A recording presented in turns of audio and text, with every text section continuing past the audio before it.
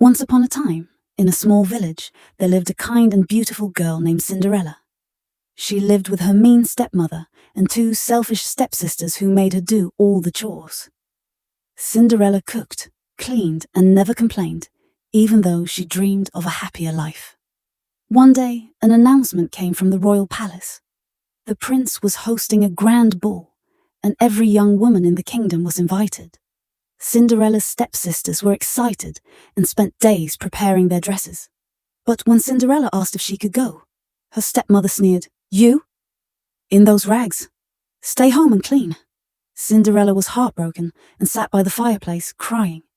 Suddenly, a soft light filled the room, and a kind fairy appeared. "Don't cry, dear," said the fairy godmother. "You shall go to the ball." With a wave of her wand, the fairy godmother transformed Cinderella's old dress into a sparkling gown and her worn shoes into glass slippers.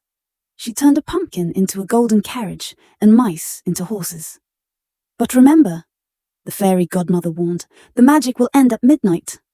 At the ball, everyone stared in awe as Cinderella entered. The prince was captivated and asked her to dance. They twirled and laughed the night away.